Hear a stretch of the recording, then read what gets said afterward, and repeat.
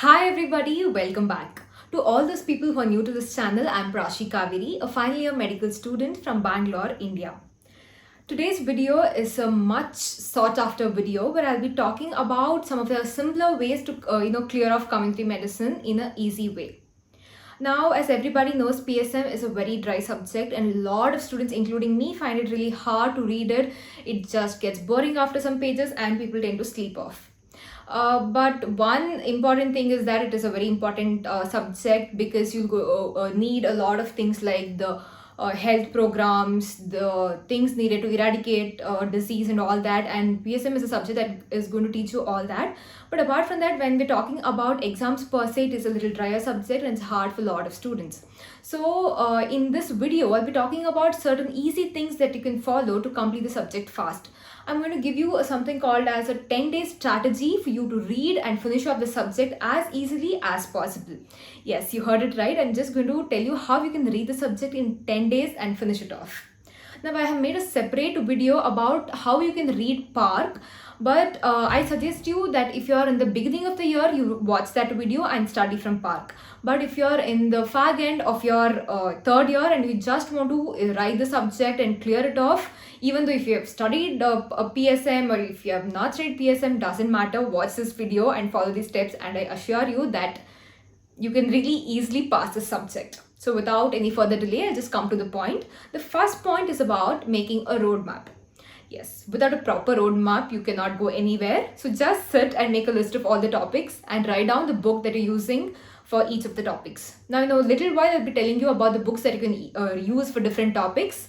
Now, per se, coming to how and where you have to start. Now, a lot of students will start from the beginning, but then they'll get bored in between. I think the right subject, the right topic to start with will be demographics and family planning and maternal and health childcare program, because these topics are kind of little interesting and you will get that momentum once you read these topics.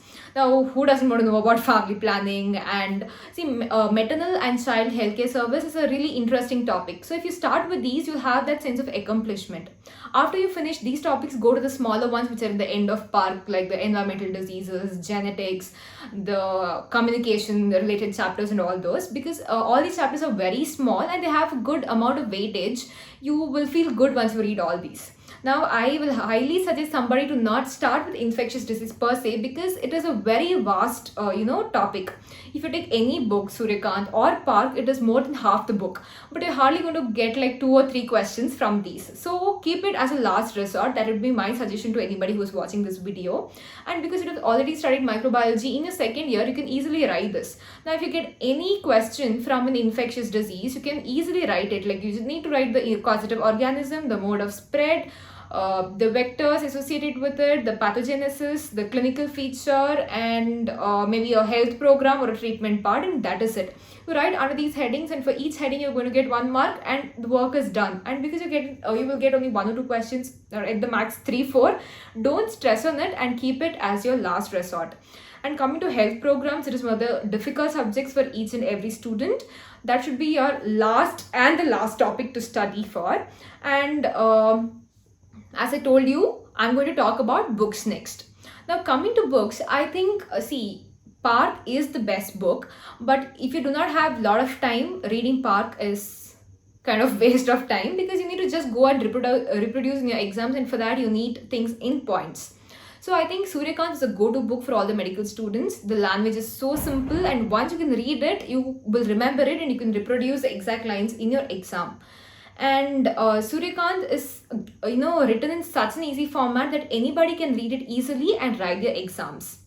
Now, coming to communicable diseases, the infectious diseases per se, I don't think Suryakant is a good option because Suryakant is also a lot. So I think if you stick to something like Sol Singhi, it is just as enough.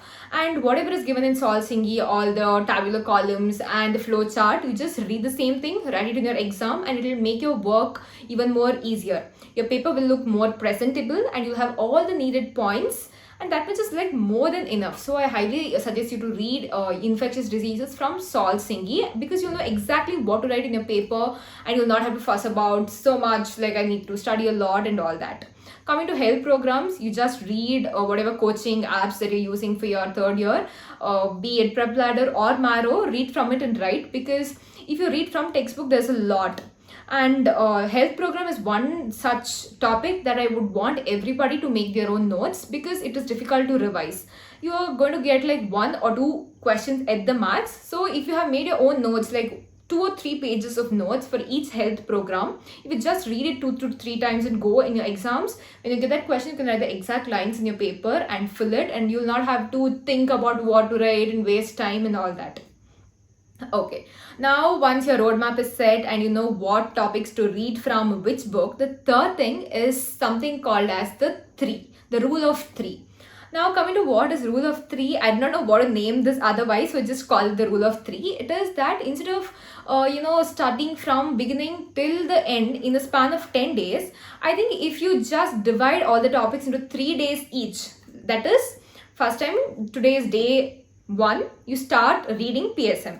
As I told you, start from demographics, family planning, maternal healthcare, whatever interests you the most, and then try to just read as much as possible. First reading, even if it's like a newspaper reading, doesn't matter. Just read and try to cover as much as possible. So by the end of third day, your aim should be to finish the entire portions. I know it is humanly impossible for any to finish it, but at least you'll be finishing some 60 to 70% of the entire portions. After that, you take a break of 1 day, no matter, it's just okay. After that, again you start from the beginning. Now because you have already studied it once and you know what is where, so you can read it even more faster. So this time by the end of third day, you'll be able to finish like 80% of your syllabus. And third time when you're reading, you will go even more faster and you'll be able to finish like 90 to 95%, or if you are very fast and you can grasp easily, you can finish even 100% of your portions. So if you do something like this, you in that 10 days, instead of you reading everything once and getting bored somewhere in between and throwing PSM book somewhere else, you'd have finished reading 3 times. And if you have read something 3 times, 3 is always better than 1, right? You can remember things better. And most of you would be knowing about this process called neural plasticity, where your brain can adapt, adjust, build new neural connections. So when you're reading it again and again, there will be more neural connections develop in your brain and you can remember things for a longer amount of time.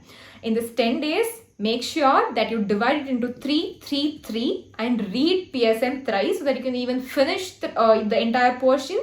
Plus, you can remember it. Revision is the key in PSM. Not only PSM, in any subject for that matter. So if you do it thrice, you're going to revise and you will remember it on the long run.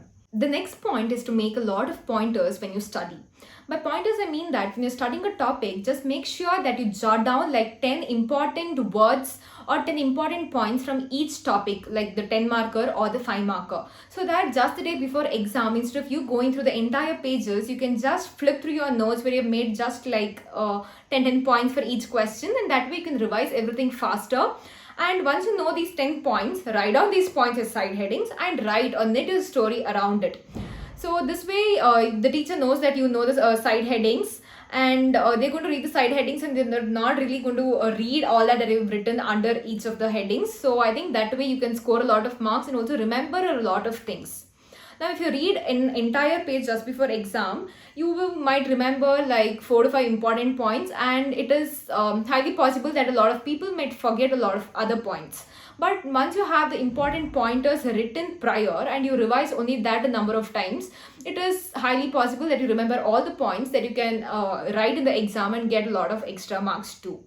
And if you do not have time to make these notes, you just make sure that you highlight important points. A lot of researchers say that when you highlight something, your brain automatically remembers only the highlighted point and you tend to forget all the other things.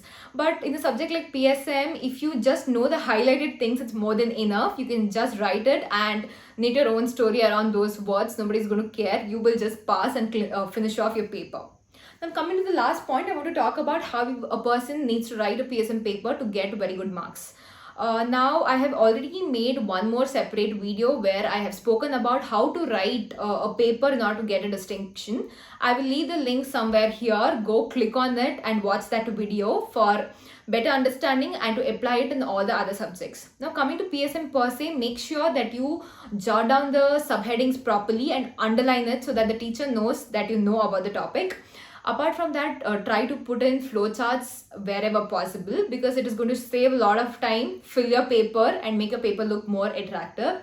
And other than that, try to make tabular columns. And I know there are very few diagrams in PSM, but if you get a question about the wastewater treatment plant, or if you get a question about vectors, make sure to draw those images. Even if it's a very simple image, you might feel like some simple image will not make any sense, but it will actually add to your answer. A diagram will always make your paper look more attractive and more chances of you scoring more marks. That's why make sure that you put in any silly diagram, which is related to your question, so that your paper will carry more weightage than the others.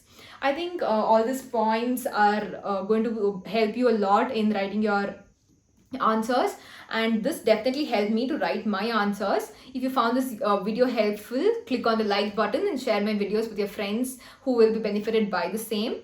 And all those people who are following this channel might know that my channel is about to hit 3K. Keep your support coming in the same way, and let's reach 5K ASAP. And yeah, that's all for now. Keep supporting, and if you keep supporting, it will motivate me to make a lot more videos of educational importance like this, which would help a lot of other students also. Yeah, that's all. Until next time, bye bye.